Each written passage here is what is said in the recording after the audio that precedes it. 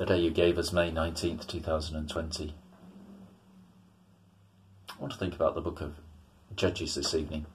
I want to think about how things unravelled so badly that towards the end of the book of Judges we see a society in complete degeneracy, a society where things had completely gone awry with all kinds of immorality. The people of God were divided and all kinds of things were going on.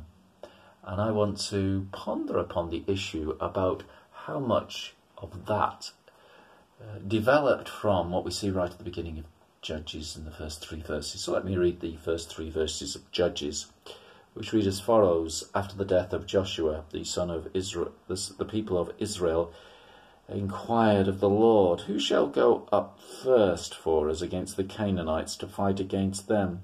The Lord said, "Judah shall go up. Behold, I have given the land into his hand." So we would say so far, so good. Joshua, their leader, had gone, and now they are faced with a situation ahead of uncertainty, we might say, and they inquire of the Lord, and that's absolutely great, isn't it? And the Lord delights to give his answer and says that Judah shall go up. But then we read verse 3. And Judah said to Simeon his brother, "Come up with me into the territory allotted to me, that we may fight against the Canaanites. And I likewise will go with you into the territory allotted to you." Now, we read that and we might think that that was entirely reasonable, that Judah would ask Simeon to go as well. Fellowship, wonderful. Support, extra people to work for the conquering of the land. However, the simple fact is that was not what they were asked to do. They were asked to go up on their own. They were asked to go and take the land, Judah alone. So fundamentally, this is disobedience.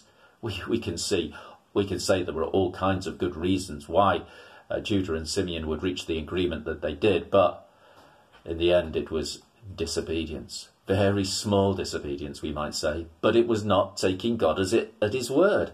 It's not believing that God was sufficient to take Judah up in order to achieve what was necessary for Judah to take their own part of the land. A very small deviation, we might think, understandable deviation, excusable deviation, but in the end it was disobedience.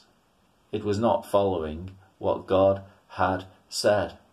And I'm left pondering upon whether that just set the pattern that was to flow out into the book of Judges. So finally we see a people in complete disobedience, in complete disarray.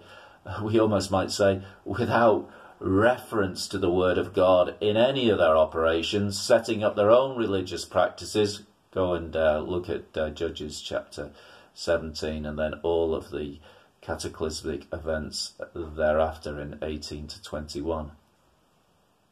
And all of it starts when we have a little disobedience. So let us be careful of little disobediences in our lives.